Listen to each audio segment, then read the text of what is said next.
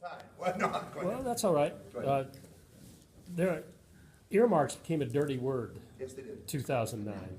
And it seems like that's one of the ways that the Corps of Engineers and other agencies get their business done. That option is not open to them. What's going on to bring back that kind of availability for funding? Let me tell you about earmarks. I've always been a supporter of earmarks. In fact, it's kind of interesting. You know who the biggest supporter in Congress of earmarks was? Ron Paul. One of the most conservative, libertarian members of Congress. He thought Congress should earmark every dollar of spending.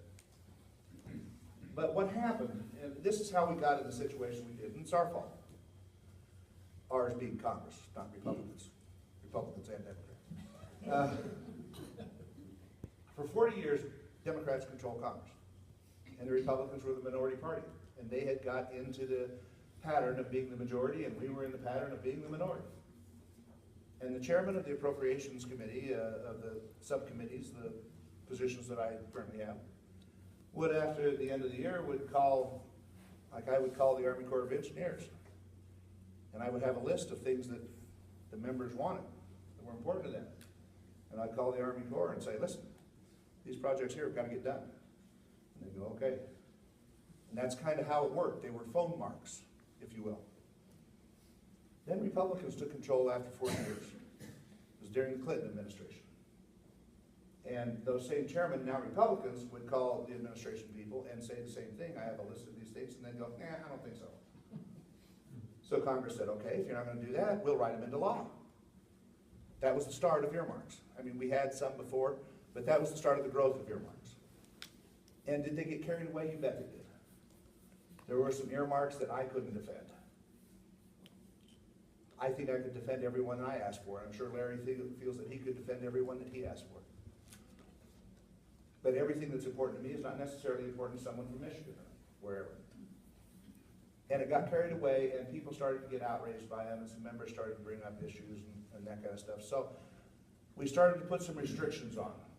Okay, if you're going to ask for an earmark, it's got to be on your web page. You've got to have your name next to it so that they can identify who's asking to fund the Christmas tree fantasy in South Carolina or whatever, you know, some stupid things. And I thought we made some really good reforms. But people still wanted to just ban earmarks because they had gotten such a bad name, which is what we did 3 years ago. I think it's a mistake. Because then you've turned all of the power, which is Congress's authority to spend money, over to the administrative branch of government. Why would you do that if you were Congress, a Republican or a Democrat? Why would you do that? And more members of Congress are starting to say we went too far.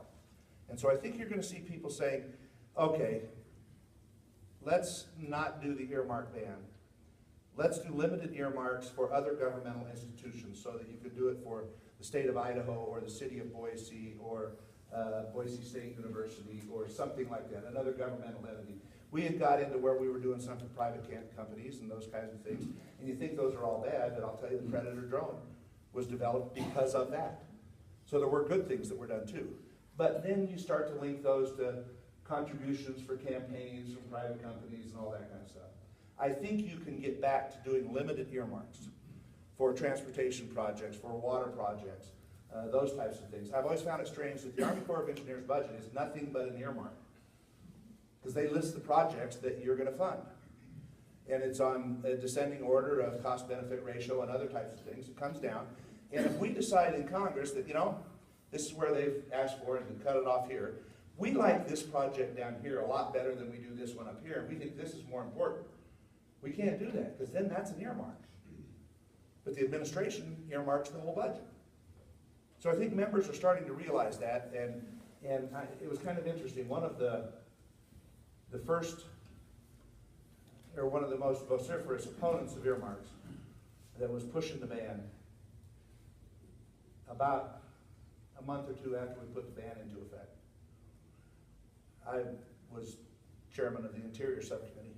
She had a bridge she wanted built over a river in her state. The river was a wild and scenic river, which you would have had to give an exception, and she wanted to write that into the law, into our appropriation bill. I said, geez, Sounds an awful lot like an earmark. He says, well, I wasn't talking about transportation earmarks. No, but that's what y'all wrote. And so we couldn't do it. So I think you're gonna see, you know, that pendulum always swings too far one side, then too far to the other side, kind of settles back. I think you're gonna see it settle back. Thank you. Next,